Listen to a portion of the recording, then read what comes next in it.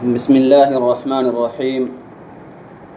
Rabbi शरह ली सदरी वयस्सिर ली अमरी वहलुल उक़दतम मिन लिसानी यफ़क़हू क़ौली रब्बि यस्सिर वला तुअस्सिर वतम्मिम बिल खैर वबिका नस्तईनु या फ़त्ताह रब्बि ज़िदनी इल्मा रब्बि ज़िदनी इल्मा रब्बि ज़िदनी इल्मा।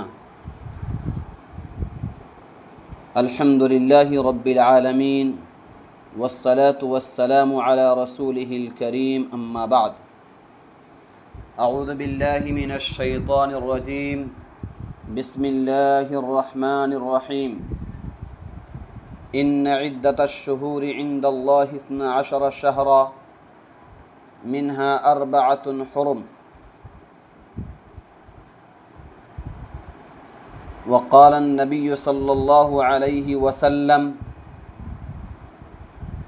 इन्नज़्ज़मान क़द इस्तदार कहैअतिही यौम ख़लक़ल्लाहु अस्समावाति वल अर्ज़ अस्सनतु इस्ना अशरा शहरा मिन्हा अर्बअतुन हुरुम सलासुन मुतवालियातुन दुल्क़ादा व दुल्हिज्जा वल मुहर्रम व रज़ब मुजर अल्लज़ी बैन जुमादा व शअबान। सही अल बुखारी।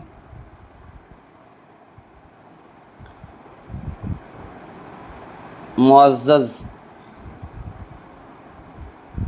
व मुहतरम हज़रात सामिईन व सामिआत, अस्सलामु अलैकुम व रहमतुल्लाहि व बरकातुहू। आज के इस अज़ीम और बाबरकत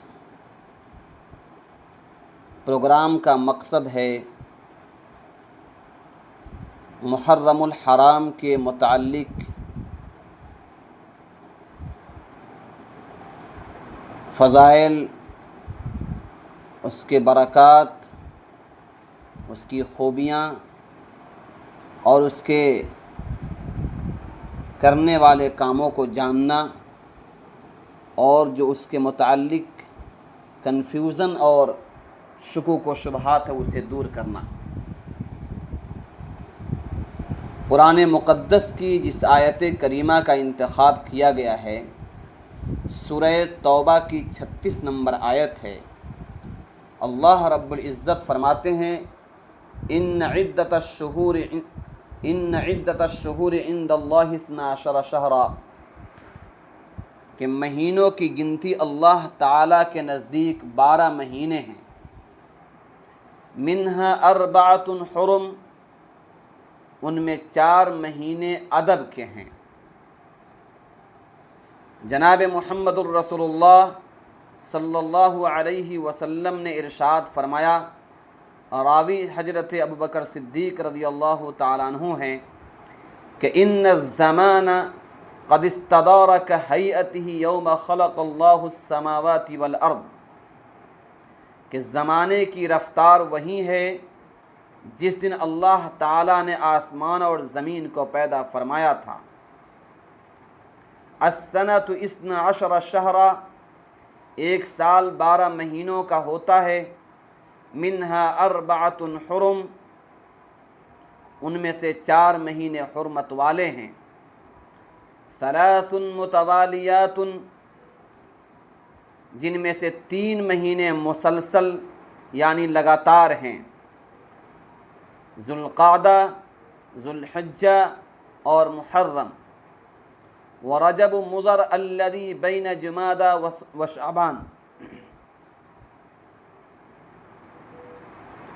और 1 महीना रजब का है जो जमादुस्सानी और शाबान के दरमियान आता है। कुरान करीम के इस आयत करीमा और जनाब मुहम्मदुर रसूलुल्लाह सल्लल्लाहु अलैहि वसल्लम के फ़रमान से ये साफ़ पता चलता है कि मुहर्रमुल हराम की फ़ज़ीलत और मुहर्रमुल हराम की हुर्मत और अज़मत हज़रत हुसैन रज़ियल्लाहु ताला अन्हु की शहादत से नहीं है, बल्कि इस महीने की अज़मत और हुर्मत जनाब मुहम्मदुर रसूलुल्लाह सल्लल्लाहु अलैहि वसल्लम की बैसत से बहुत पहले से अल्लाह ताला ने इस महीने को बहुत ही मुहतरम और मुकर्रम बनाया था। यूँ तो सारे वक्त को, तमाम महीनों को, तमाम दिनों को अल्लाह ताला ने ख़ुद बनाया है, लेकिन कुछ दिनों और कुछ महीनों को और कुछ वक्तों को किसी ख़ास निस्बत से फ़जीलत हासिल हो जाती है। मुहर्रमुल हराम को अल्लाह ताला ने अपनी जानिब मंसूब किया। शहरुल्लाहिल हराम इसको कहा जाता है, अल्लाह ताला का महीना। ज़ाहिर सी बात है कि जिस महीने की निस्बत अल्लाह रब्बुल इज़्ज़त की जानिब हो जाए, उस महीने की अज़मत और हुर्मत बहुत ज़्यादा बढ़ जाती है। इसीलिए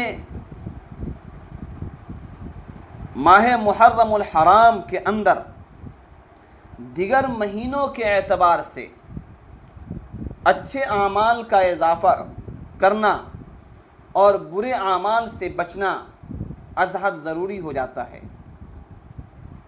उलमा इकराम ने लिखा है कि जो कुफ़ार मक्का और कुरैश मक्का, जिनकी ज़िंदगी का मकसद शराब व शबाब, डाका जनी और क़िताल था, उनका आलम ये था कि जब हुर्मत के महीने आ जाते थे तो अभी अपने जंगों को रोक देते थे और इस महीने के एहतराम करते थे और इस महीने में अपने उन आमाल को जिसको वो बुरा समझते थे करना नागवार समझते थे। जनाब मुहम्मदुर रसूलुल्लाह सल्लल्लाहु अलैहि वसल्लम की जब बैसत हुई है तो आप अलैहिस्सलाम ने भी उसकी हुर्मत को बाकी रखा है और ख़ुद कुरान मुक़द्दस में अल्लाह रब्बुल इज़्ज़त ने साफ़ लफ्ज़ों में ऐलान कर दिया, मिन्हा अर्बअतुन हुरुम, कि इन 12 महीनों में से 4 महीने हुर्मत वाले हैं, इज़्ज़त व एहतराम वाले हैं, अदब के लायक हैं। इन महीनों के एहतराम हम पर लाजिम बनता है। इसी के साथ साथ मुहर्रमुल हराम इस्लामी साल का अव्वल महीना है। जैसे अंग्रेज़ी कैलेंडर के अंदर जनवरी पहला महीना है,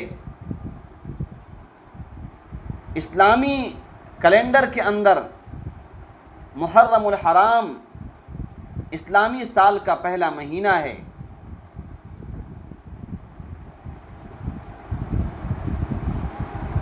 इस महीने में कई वाक़यात पेश आए हैं और बड़े बड़े अज़ीमुश्शान वाक़यात पेश आए हैं।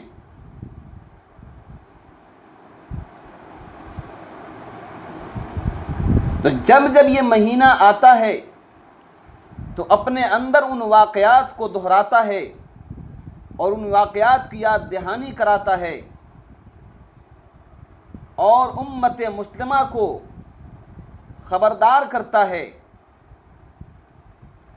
और ज़िंदा कौमों की अलामत यही होती है कि वो अपनी तारीख़ और असलाफ़ के कारनामों और उनके वाक़यात से बेखबर नहीं रहती, क्योंकि जो कौमें अपने असलाफ़ और अपनी तारीख़ को भुला देती है और वे ज़मीन से मिटा दी जाती है। किसी शायर ने क्या बेहतरीन शेर कहा है कि लुटा दी हमने जो असलाफ़ से मीरास पाई थी, लुटा दी हमने जो असलाफ़ से मीरास पाई थी, सुरैया से ज़मीं पर आसमां ने हमको दे मारा। जब कौम मुस्लिम अपने अकाबरीन व असलाफ़ की तारीख़ को भुला दिया और बेखबर हो गए तो फिर इनका उरूज ज़वाल से बदल गया। बहरहाल मुहर्रमुल हराम हमारा इस्लामी साल का पहला महीना कब से शुरू हुआ, इस बारे में भी कुछ हमें मालूम होना चाहिए। ऐसे तो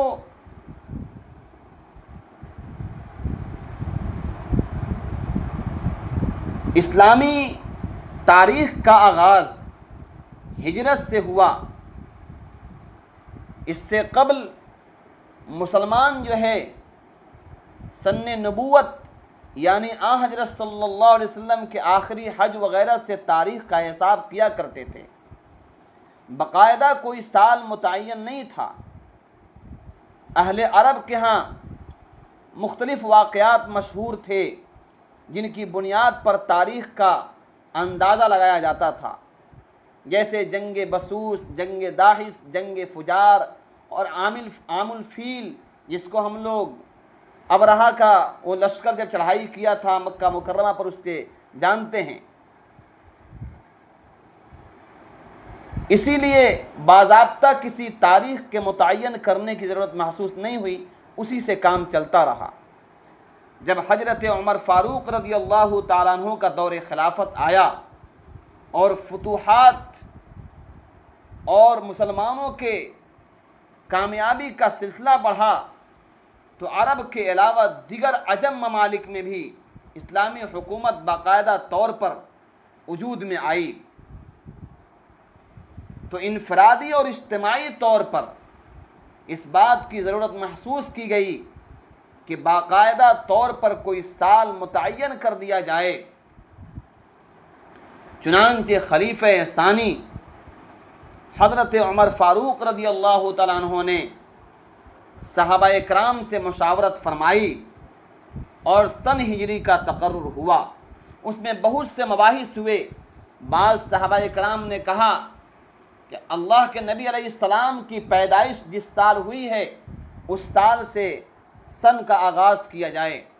कुछ लोगों ने कहा कि जब जनाब मुहम्मद रसूलुल्लाह सल्लल्लाहु अलैहि वसल्लम पैगंबर बनाए गए हैं उस साल से इसका आगाज़ किया जाए। अलग अलग लोगों ने मशवरा दिया, लेकिन आखिर में यह तय पाया कि इस्लाम के पलने बढ़ने फूलने फलने और उसके कदम जमाने में जो सबसे बड़ा रोल है वो हिजरत का रोल है।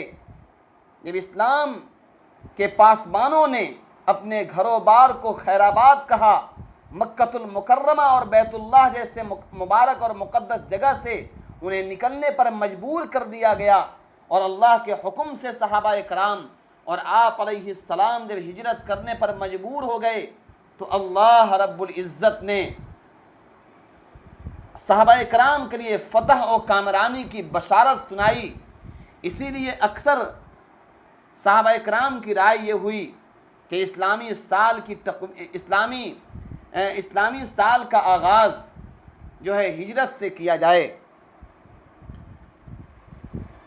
चुनांचे हिजरत से उसका आगाज़ कर दिया गया और हिजरत के साथ ही साल के पहले महीने के तौर पर मुहर्रमुल हराम को रखा गया।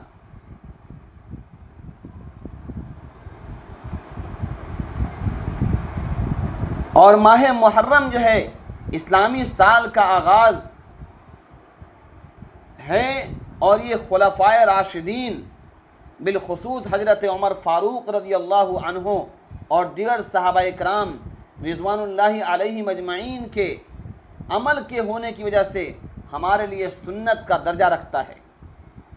इसीलिए हज़रत सल्लल्लाहु अलैहि वसल्लम ने इरशाद फरमाया कि अलैकुम बिसुन्नती व सुन्नतिल खुलफ़ाइर राशिदीन अल महदीयीन, कि मेरी और मेरे खुलफ़ाए राशिदीन की सुन्नत को लाजिम पकड़ो।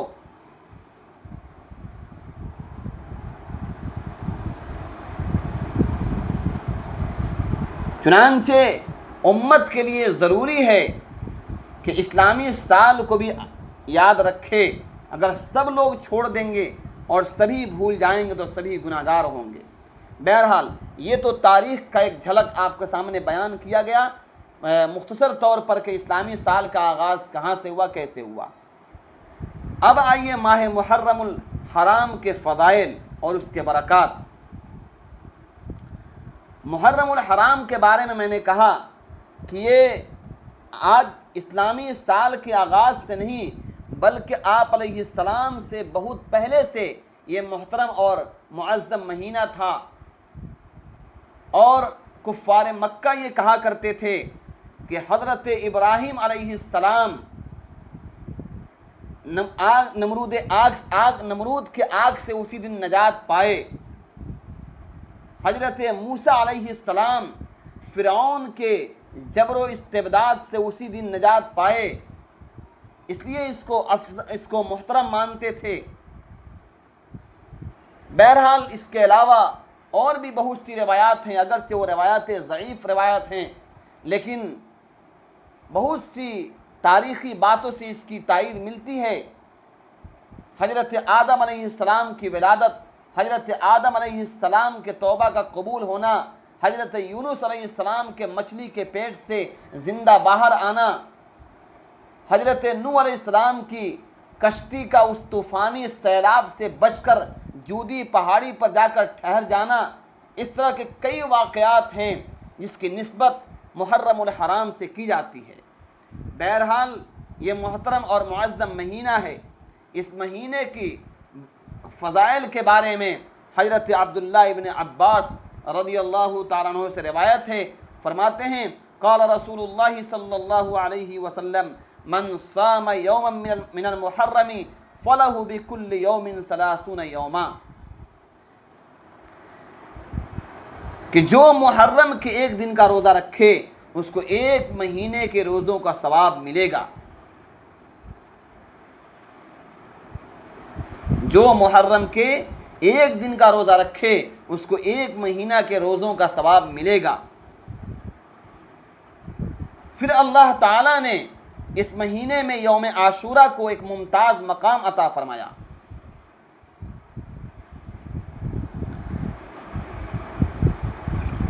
एक हदीस में है वसियाम यौम आशूरा इहतसब अलल्लाहि अन युकफ्फिर अस्सनत अल्लती क़ब्लहु, कि जो शख्स आशूरा के दिन यानी 10वीं मुहर्रमुल हराम के दिन रोज़ा रखता है तो अल्लाह ताला उसके गुज़श्ता साल के गुनाह को माफ़ कर देते हैं।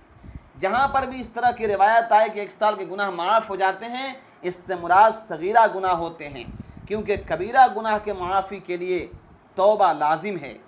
इसी तरह से सगीरा गुनाह से कबीरा गुनाह या इसी तरह किसी के हक़ मार लेने की वजह से ये इन आमाल से वो माफ़ नहीं होते हैं, अहले हक़ को हक़ अदा करना पड़ता है। एक रिवायत में हज़रत अब्दुल्लाह इब्न अब्बास रज़ियल्लाहु ताला अन्हुमा का ये फरमान है, जी कुछ बोल रही हैं?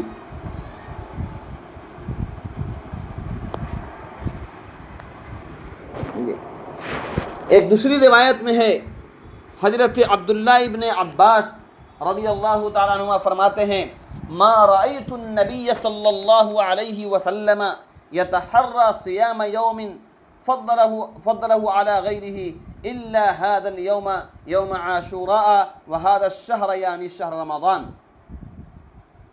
तर्जमा ये है कि हुज़ूर अक़दस सल्लल्लाहु अलैहि वसल्लम रमज़ान मुबारक के महीना और 10 मुहर्रम के दिन रोज़ा रखने का एहतमाम फरमाया करते थे। इस बारे में ये मसला मालूम होना चाहिए कि रमज़ान के रोज़े से पहले अल्लाह ताला ने मुहर्रम के रोज़े को फ़र्ज़ किया था। जब रमज़ान का रोज़ा फ़र्ज़ हो गया तो अल्लाह ताला ने इसकी फ़र्ज़ियत को मनसूख कर दिया, लेकिन उसके बावजूद इसकी फ़जीलत को बाकी रखा गया। और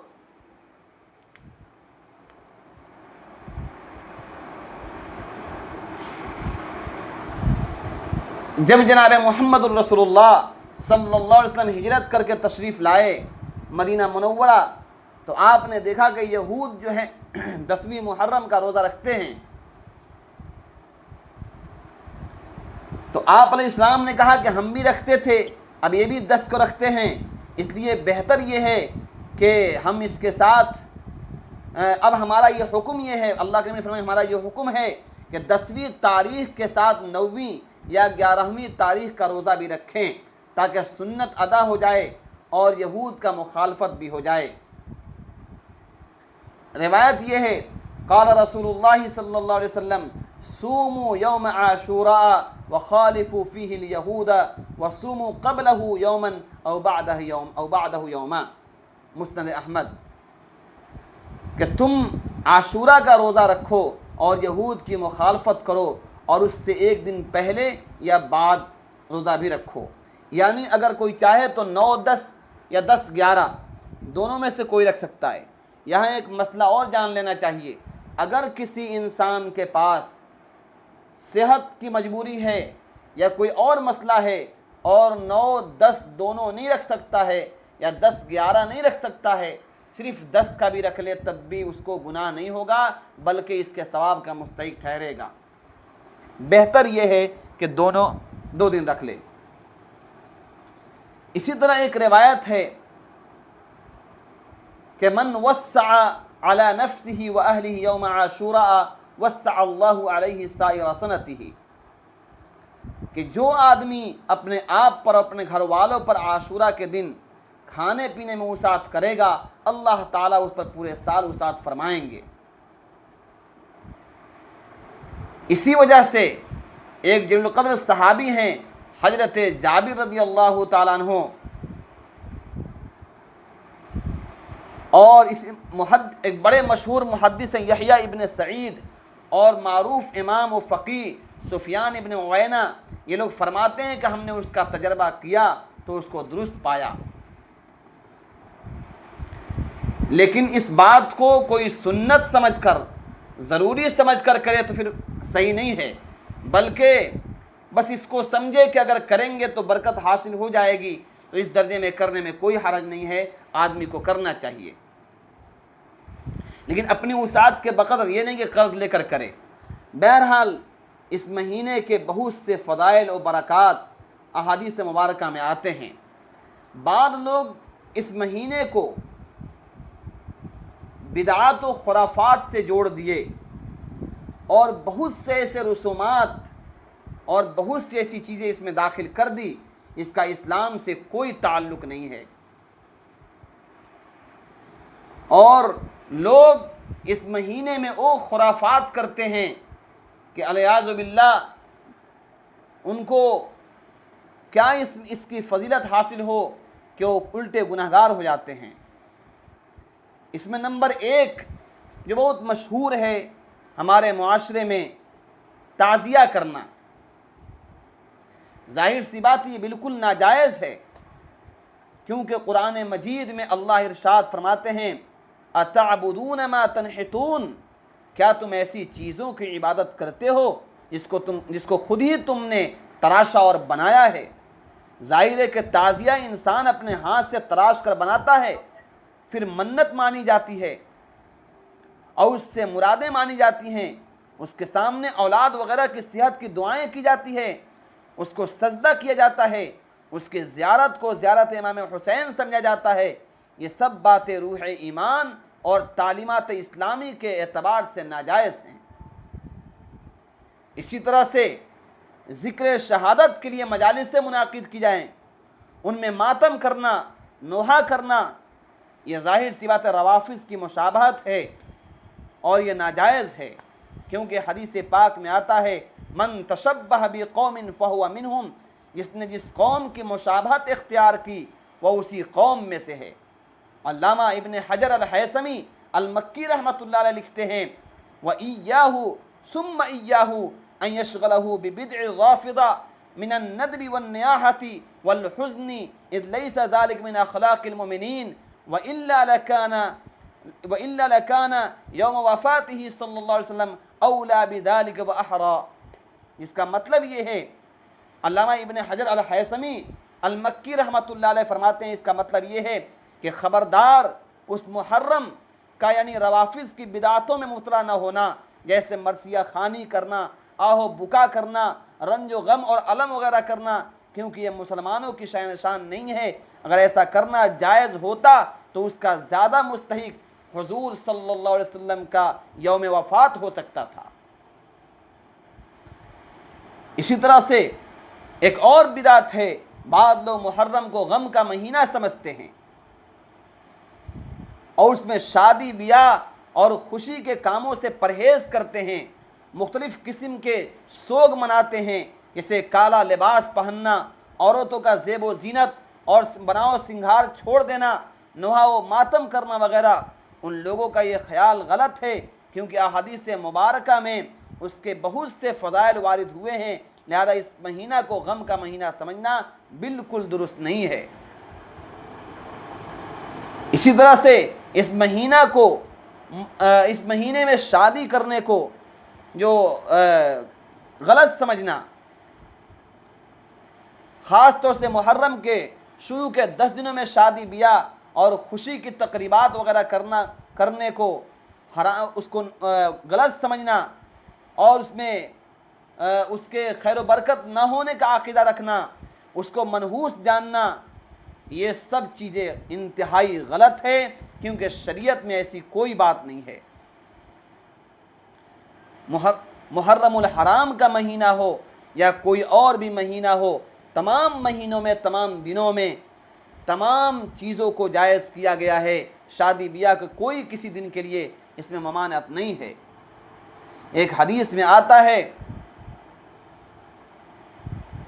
इदा तज़व्वजल अब्दु फ़क़द कमला निस्फ़ुद्दीन फ़लियत्तक़िल्लाह फ़िन्निस्फ़िल बाक़ी, कि जब आदमी शादी करता है तो उसका आधा दीन मुकम्मल हो जाता है, तो उसको चाहिए बाकी आधे के मामले में अल्लाह ताला से डरे। लिहाजा इस माह में निकाह करना मना नहीं है, बल्कि इसमें निकाह करे और समझे कि इस महीने से मुझे बरकत हासिल होगी, तो ये और अच्छी बात है। इसी तरह से हजरत हुसैन रज़ियल्लाहु तआला अन्हु के नाम पर सबील अदा करना, बहुत सी चीज़ें ऐसी हैं जिनको लोग मुहर्रम के 10 दिनों में बड़ी पाबंदी के साथ करते हैं। उनमें से एक है हजरत हुसैन के नाम पर सबील लगाना, खाना पकाकर खिलाना, उसको कार्य सवाब समझा जाता है, लेकिन उसमें कई खराबियां हैं। मुहर्रम के महीना को ख़ास तौर पर पहले अशरे में सबीलें लगाना, पानी शरबत वगैरह को ख़ास करना, ये दिन में ज़्यादती है। ये दीन में एक ऐसी ज़्यादती जिसको बिदात कहा जाएगा। लोग उसमें एक गलत अक़ीदा भी रखते हैं कि नऊज़ बिल्लाह हजरत हुसैन रज़ियल्लाहु अन्हु करबला में भूखे प्यासे शहीद हुए थे, ये खाना और शरबत उनकी प्यास को बुझाएगा। सो उसकी कोई हकीकत नहीं है। जो शुहदा होते हैं उनको अल्लाह कहते हैं उनको मुर्दा मत कहो, वो तो ज़िंदा हैं और अपने रब के पास रिज़्क़ दिए जाते हैं। हमारे शरबत और हमारे पकवान और हमारे खानों के मोहताज नहीं हैं, वो अल्लाह ताला उनको बेहतर खाना, बेहतर रिज़्क़ अता फरमाता है।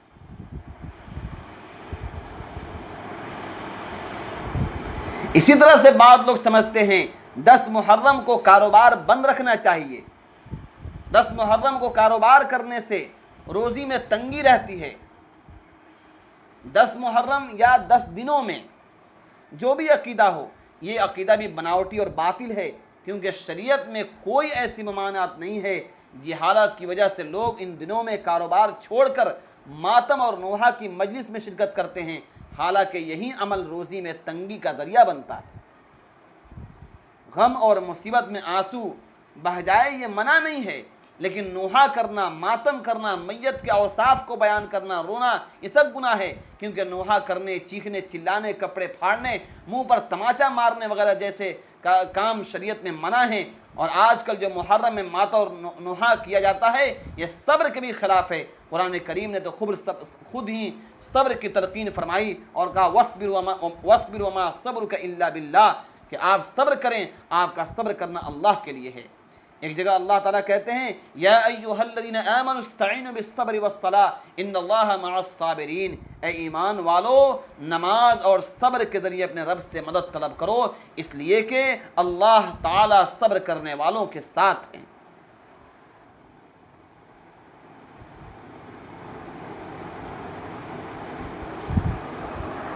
बहरहाल ये बहुत सी बिदात और खुराफात है, इससे इसका कोई ताल्लुक़ नहीं है।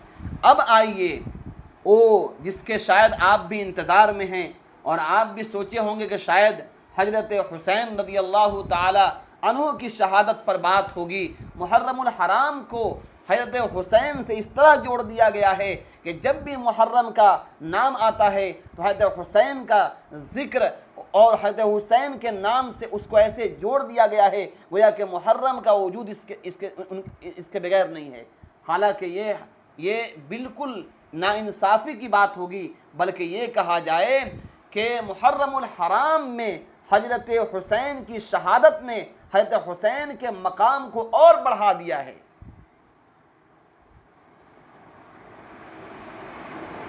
ये वही महीना है जिसके पहली तारीख को इस्लाम के उस पासबान और इस्लाम के उस जलीलुल क़द्र सहाबी और अमीरुल मोमिनीन उमर फ़ारूक रज़ियल्लाहु ताला अन्हु के शहादत का भी वाक़या इसी महीने में हुआ।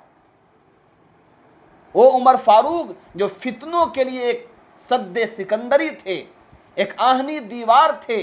आप जब तक बक़ैद हयात रहे, आप जब तक जिंदा रहे, कोई फितना सर नहीं उभार सका। किसी को हिम्मत नहीं हुई कि है तो उमर फ़ारूक के दौर में कोई फितना कर दे। इस्लाम का वो बोलबाला हुआ, इस्लाम की ओ अल्लाह ताला ने वो बुलंदी अता फरमाई कि अरब से इस्लाम निकलकर अजम के दूर दराज इलाकों में 20 लाख मुरब्बा मील पर गालिबन हैदर उमर फ़ारूक रज़ियल्लाहु ताला अन्हु के इस्लामी हुकूमत का परचम लहराने लगा। उस उमर फ़ारूक रज़ियल्लाहु अन्हु को भी फजर की नमाज में अबू लुलुआ फ़िरोज़ नामी बदबख्त इंसान ने बरछा मारकर आपको शहीद कर दिया।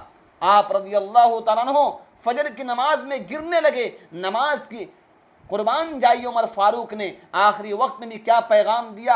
आप तिलावत कर रहे थे, नमाज पढ़ा रहे थे, आप जब गिरने लगे तीसरे वार पर, जब आपका पूरा वो आपका जो आंत मुबारक आपका कट गया और आप गिरने लगे, आपने एक सहाबी की हाथ थामी और उनको इशारे से ये कहा उमर मरता है तो मरने दो, नमाज नहीं छूटनी चाहिए। आज हमारी हालत ये है कि सबील के नाम पर, मुहर्रम के जुलूस के नाम पर, ताज़िया के नाम पर आज मुसलमानों के बच्चे, मुसलमानों के नौजवान, मुसलमानों की माएँ बहनें नमाजों को यूँ ज़ाय कर देती हैं जैसे नमाज कोई चीज़ अहमियत की है ही नहीं। ओ उमर फ़ारूक जिसके मकाम को बयान करते हुए अल्लाह के नबी इस्लाम ने इरशाद फरमाया कि लौ काना बादी नबियुन लकाना उमर इब्न खत्ताब, अगर मेरे बाद कोई नबी हो सकता था तो उमर फ़ारूक के अंदर वो सलाहियत थी कि अल्लाह उनको नबी बनाता। अब नबूवत का दरवाज़ा बंद हो चुका, क़यामत तक कोई नबी नहीं आ सकता, इसलिए आप नहीं बनाए गए। इतना बड़ा, इतना अजीम सहाबी, इतना अजीम और अजीम मर्तबत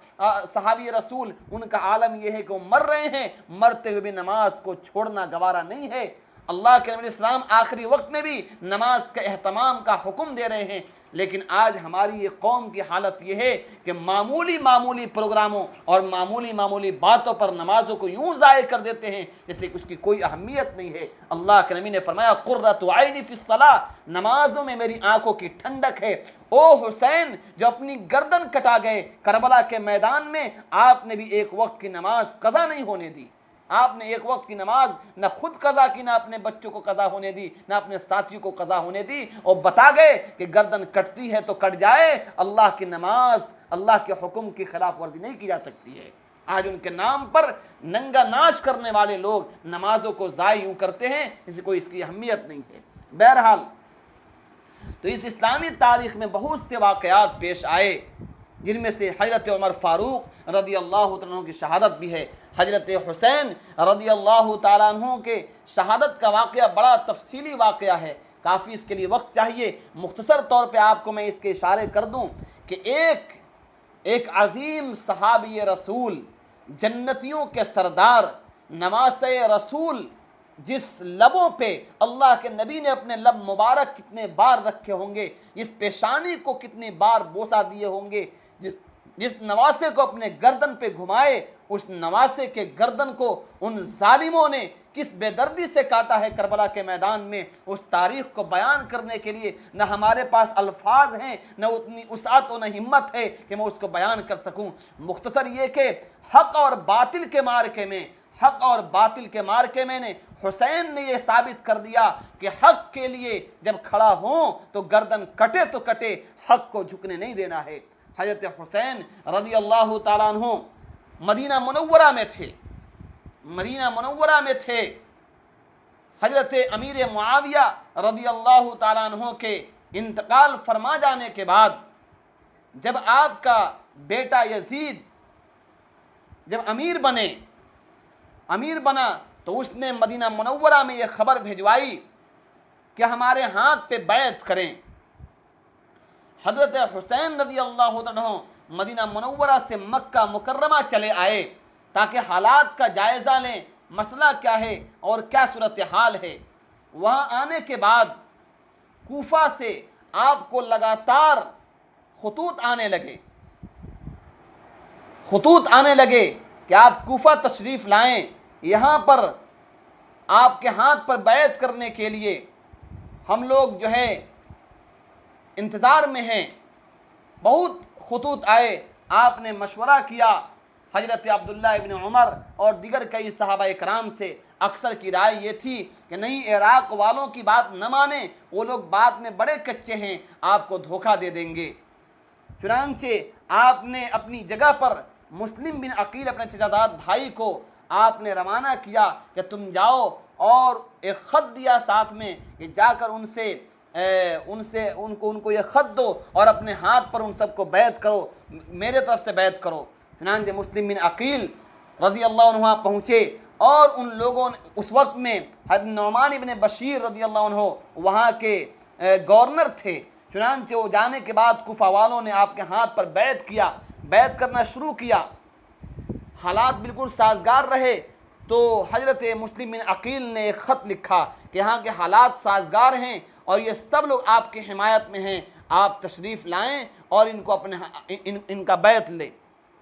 चुनांचे जब ख़त आपको पहुँचा तो आपने उन सहाबा इकराम को जो आपको जाने से मना कर रहे थे उनको ये ख़त दिखाया कि आप ये देखें, ये वहाँ से ख़त आया है और मुस्लिम बिन अकील ने यह ख़त भेजा है, अगर कोई ऐसा मसला होता तो ज़रूर मुझे मना कर देते। चुनांचे आप वहाँ से रवाना हो गए, अपने फैमिली को लेकर, अपने पूरे अहले बैत को लेकर आप रवाना हुए।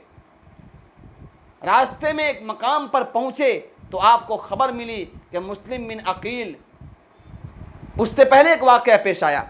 वाक़या ये पेश आया कि यजीद को ये ख़बर दी गई कि मुस्लिम बिन अकील नामी एक मुस्लिम बिन अकील यहाँ तशरीफ़ फरमा हैं और कूफा वाले उनके हाथ पे बैत कर रहे हैं। तो यजीद ने क्या किया, वहाँ पर हज़रत नुअमान इब्न बशीर जो गवर्नर थे उनको हटाकर इब्न ज़ियाद बदबख्त और सबसे बड़ा मनहूस और कमीना किस्म का इंसान, इसको उसने तख्तनशी कर दिया और उसको गवर्नर बना दिया।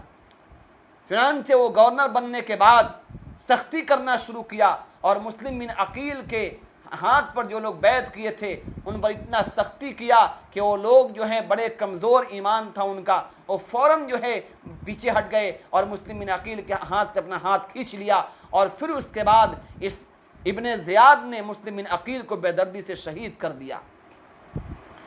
उसके बाद ख़त तो वहाँ पहुँच गया था, हजरत हुसैन रवाना हो चुके थे। रास्ते में ख़बर मिली कि आपके चचाजाद भाई को शहीद कर दिया गया है, अब आपको यहाँ से वापस चला जाना चाहिए। आपने वापसी का इरादा भी किया, लेकिन मुस्लिम बिन अकील के जो भाई थे उन्होंने कहा कि नहीं, हम क़िसास लेंगे, हम बगैर क़िसास लिए यहाँ से वापस नहीं जा सकते हैं। चुनांचे हज़रत हुसैन ने भी कहा कि अब मेरे ज़िंदगी में भी कोई खुशी न रही, चलो हम चलते हैं। फिर वहाँ गए, कुछ ही दूर गए थे कि इब्न ज़ियाद ने एक लश्कर भेजा 1000 आदमियों को देकर और आपको रोक दिया गया। आपको एक जगह पे रोक दिया गया। आपने उनसे कहा कि देखो 3 ऑप्शन है, या तो हमको मक्का मुकर्रमा चले जाने दो, या फिर हमको किसी महाज पर भेज दो, हम चले जाते हैं, वहीं लड़ेंगे, वहीं रहेंगे, या फिर मुझे यजीद के पास जाने दो, मैं उससे बात करूं। आप ये चाह रहे थे कि शायद मेरे जाने से, जैसा कि हज़रत हसन रज़ी अल्लाह तआला अन्हु ने अमीर मुआविया रज़ी अल्लाह तआला अन्हु से सुलह कर लिया था, वो भी सोचे कि जाएंगे तो इब्न ज़ियाद यजीद जो है, जाहिर सी बात है कि उस पर एक रोब तारी होगा और वो मामला अगर बगैर क़िताल के मामला ये ठीक हो जाए और मेरे हाथ पर बैत कर ले तो मामला वहीं ख़त्म हो जाएगा। इसके दिल में ये बात आई कि हाँ, बात तो सही कहते हैं। चुनांचे जिसको भेजा था इब्न ज़ियाद ने, उसने ये ख़बर इब्न ज़ियाद तक भेजी इब्ने ज़ियाद ने भी सोचा कि काम अच्छा है कि चलो बगैर किसी लड़े और बगैर किसी कत्ल कताल के मामला जो है रफ़ा दफ़ा हो रहा है तो यहीं रहने दो। लेकिन इब्ने ज़ियाद से भी बड़ा बदबख्त इंसान, वहाँ एक कमीना किस्म का इंसान शिमर बैठा हुआ था। शिमर ने कहा, इब्ने ज़ियाद तुम हुसैन को छोड़ते हो, हुसैन को कहते हो चले जाओ वापस, तुमको पता नहीं है अगर आज तुम इसको जाने दिए तो कल कोई अपना लश्कर लेकर आएगा, तुम पर चढ़ाई करेगा और तुमको ख़त्म कर देगा। तुम पर लाजिम है कि तुम कहो हुसैन को कि मेरे हाथ पर बैत करो। कमाल देखिए, हाकिम कौन है? हाकिम यजीद है, लेकिन इब्ने ज़ियाद एक मामूली जगह का लश्कर ये गवर्नर है, वो कहता है मेरे हाथ पर बैत करो। किसको कहता है? जो रुए ज़मीन का सबसे अजीम तरीन खुलफाए राशिदीन के बाद अजीम तरीन सहाबी, अल्लाह के नबी का नवासा, जन्नतियों का जवानों का सरदार, उसको ये कहता है इब्ने ज़ियाद कमीना कि मेरे हाथ पर बैत करो। अब उस वक्त मेहदी हुसैन ने कहा अब तो मर जाना बेहतर है इसके हाथ पर बैत करने से। बहरहाल वो आप आगे बढ़ते रहे, यहाँ तक कि 2-3 हज़ार का लश्कर देकर भेजा। फिर उसके बाद मुहासरा हुआ, 9 मुहर्रम हराम को करबला के मकाम पे मुहासरा हुआ। आपने उनसे कहा कि मुझे एक रात का वक्त दो ताकि मैं वसीयत कर लूँ और मैं लोगों को, अपने घर वालों को जो बात समझानी है समझा दूँ। रात आपने 10 मुहर्रम की रात को आपने इबादत में गुजारी, जो कहना था कहा। एक बात ये भी कही कि देखो शिमर को या इब्ने ज़ियाद को या यजीद को मुझसे दुश्मनी है, मुझसे मसला है, आप लोग यहाँ से चले जाएं और मेरा खून के प्यासे हैं, मुझे मार कर उनको सुकून मिल जाएगा। लेकिन जो लोग साथ मक्का मुकर्रमा से आए तो उन्होंने कहा कि नहीं, जब तक हमारे जिस्मों में जान है, जब तक जिस्मों में खून है, हम आपको अकेला नहीं छोड़ सकते हैं। चुनांचे उसके बाद वाले दिन में जंग शुरू हुई। और फिर क्या हुआ, ये मामूली सा जत्था जो लड़ने के लिए नहीं आया था बल्कि मामला फहमी के लिए आया था, इसको इब्ने ज़ियाद और शिमर के लश्करों ने, बदबख्तों ने मिलकर आपको शहीद कर दिया और सब जितने साथी थे सब शहीद कर दिए गए। आखिर में हज़रत हुसैन रज़ियल्लाहु अन्हु भी शहीद कर दिए गए। और आप शहीद जब हो गए तो बदबख्त ने आपके गर्दन को काटा और इब्ने ज़ियाद के दरबार में आपके गर्दन मुबारक को, सर मुबारक को लाया गया। उस कमीने और बदबख्त इंसान ने एक छड़ी से आपके लब मुबारक को मारता था और आपके चेहरे पर मारता था। एक बूढ़े सहाबी वहाँ बैठे थे, उसने कहा बदबख्त ऐसा मत करो, मैंने कितनी बार देखा है अपने आका जनाब मोहम्मद रसूलुल्लाह सल्लल्लाहु अलैहि वसल्लम को, आपने इन्हीं होठों पर बोसा दिया है, इन पेशानी को चुमा है और आपने कितना प्यार किया है, आज तुम ऐसा इनके साथ हरगिज़ मत करो। बहरहाल उसके बाद जो है अल्लाह ताला ने इब्ने ज़ियाद को भी इतना भयानक सज़ा दिया कि उसी मकाम पर जहाँ पर अल्लाह के नबी अलैहिस्सलाम के नवासे का सर मुबारक रखा गया था, इब्ने ज़ियाद का भी सर कटा है और उस सर को वहाँ रखा गया और उसके जिस्मों पर बावले कुत्ते छोड़ दिए गए और उसके जिस्मों को नोच कर फाड़ दिए कुत्तों ने। उसके बाद ये सिलसिला चलता रहा और कितने लोगों को अल्लाह ने इस तरह तबाह किया। और जो ज़ैनब हज़रत अली की जो बड़ी बेटी थी, उन्होंने बद्दुआ किया था इन लोगों पर, इन कमीनों पर कि अल्लाह ताला जो है तुमने एक हाफिज़ कुरान को, एक कारी कुरान को शहीद किया है, तुमको कुरान का ताल्लुक़, कुरान की निस्बत तुमको हासिल नहीं होगी। और तारीख़ गवाह है कि जो ये कमीने, जो नालायक किस्म के लोग जिन्होंने हज़रत हुसैन को शहीद किया, इन कमीनों की नस्लों में अल्लाह ने कुरान का हाफिज़ और कुरान का ताल्लुक़ बिल्कुल ख़त्म कर दिया और अल्लाह ने इनको बदबख्त ठहराया। इसमें यजीद से बड़ा बदबख्त कमीना इब्ने ज़ियाद था, उससे बड़ा कमीना शिमर था। लेकिन यजीद की कमी ये रही कि यजीद को जब मालूम चला, ये उसके गायबाने में सारा काम हुआ है, उसने ये हुक्म नहीं दिया था, लेकिन जब उसको मालूम चला कि ऐसा मामला पेश आया है, उसको चाहिए था कि इन कमीनों को सूली पे चढ़ा देता, इनकी गर्दनों को कटवा देता, लेकिन उसने सिर्फ सरजनिश करके छोड़ दी। इससे पता चलता है कि उसका भी इससे ताल्लुक़ था। अल्लाह ताला जो है इनको गारत करे और इन लोगों पर लानत करे जिन लोगों ने हज़रत हुसैन रज़ियल्लाहु ताला अन्हु को और आपके साथियों को इस तरह शहीद किया। और भी बहुत सारे वाक़यात और बहुत लंबी बातें हैं, पूरा एक तारीख़ है और कई सौ सफ़हात में किताबें किताबों में लिखा है, इन पूरे वाक़यात को बयान करना मुमकिन नहीं है। बहरहाल ये एक जुल्म के ख़िलाफ़, एक जो है नाहक के ख़िलाफ़ हक़ पर उठने वाली आवाज़ इमाम हुसैन, हज़रत हुसैन रज़ी अल्लाह तआला अन्हु की आवाज़ थी, जिसको लोगों ने काट तो दिया, गर्दन तो काट दी, लेकिन आप ये साबित कर गए कि हक़ के साथ खड़े रहना है, चाहे उसके लिए गर्दन रहे या गर्दन कटे। बहरहाल मुहर्रमुल हराम के निस्बत से आप हजरात जमा हुए, हमें करना क्या है और क्या नहीं करना है, उन चीज़ों को समझना ज़रूरी है। क्योंकि इंसान आम तौर पर जज्बात में आकर और देखा देखी और माशरे और सोसाइटी के माहौल को देखकर बहुत सी ऐसी चीज़ों में मुलव्विस हो जाता है जिसका इस्लाम से कोई ताल्लुक़ नहीं है, इस्लाम से कोई उसका वास्ता नहीं है। इसलिए इन चीज़ों से बचना चाहिए, वरना अनजाने में भी हमारे आमाल गारत हो जाते हैं, हमारे आमाल बेकार हो जाते हैं और अल्लाह के यहाँ मबगूज़ बन जाते हैं। बहरहाल ये महीना हुर्मत वाला महीना है, इस महीने में नेकियों में खूब इजाफ़ा होनी चाहिए, गुनाहों से बचने का बहुत एहतमाम होना चाहिए। दूसरी बात, इस महीने में सदका खैरात होनी चाहिए, इसी तरह से तिलावत कुरान और रोज़ों का एहतमाम होना चाहिए, और ख़ास तौर से यौम आशूरा और एक दिन पहले या एक दिन बाद का रोज़ा का एहतमाम खूब करनी चाहिए। इसी के साथ साथ अपने अहल व अयाल पर भी अपनी उसात के बक़द्र ख़र्च करनी चाहिए, और इसमें बिदात व खुराफात से बचना चाहिए, क्योंकि बिदात व खुराफात ये जहन्नम में ले जाने वाली चीज़ है। अल्लाह ताला हम सब को इससे बचने की तौफ़ीक़ अता फ़रमाए। व आखिरु दावाना अनिल हम्दुलिल्लाहि रब्बिल आलमीन।